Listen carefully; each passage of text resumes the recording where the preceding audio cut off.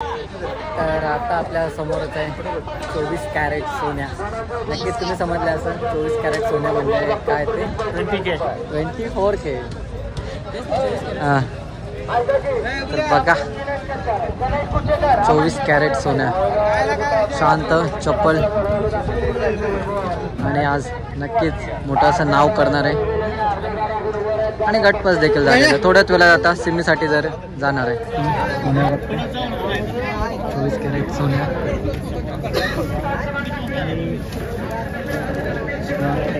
असं शांत बसलेलं आहे सोन्या. बाजूलाच फजिलराव आताशीच गटपास झालेला फेरा होता वादल आणि फजिलराव आणि त्याच्याच बाजूला जॉर्डन. सुंदर सुंदर बैल आहेत.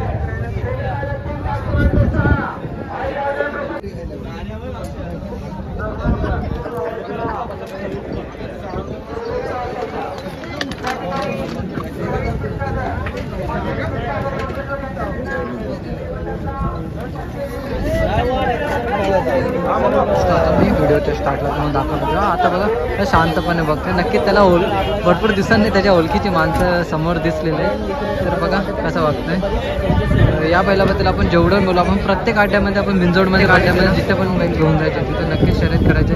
तसं शांत स्वभावाचा याच्याबद्दल याच्याजवळच्या तुम्ही व्हिडिओ देखील बघितला असते बैलाजवळच्या की बैलाच्या वरती घरातली जे पण लहान लहान मुलं आहेत ती जरी बसली ना तरी पण तो बैल त्यांना काहीच नव्हता करत, प्रेम व्यक्त करत होता.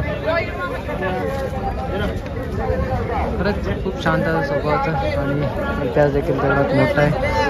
नक्कीच तुम्हाला आयडिया असेल. खूप इच्छा होती माझी खास करून या साईडला आलो सातारा साईडला की खास करून आपला छोटा सोन्याला बघायची आणि ती इच्छा पूर्ण झालेली. खरंच खूप छान वाटतंय कारण की भरपूर वेळापासून आम्ही इथे थांबलेलो पण फायनली मी त्याला हात वगैरे लावले आणि तसाच तो शांत आहे.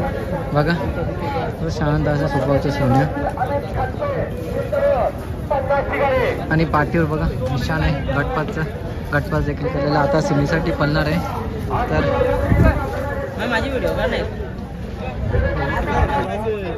पुरा मोबाईल खाली तुम्हाला मार औषध असावं. 24 कॅरेट सोन्या. ठीक आहे दुसरा काय नको बोलू.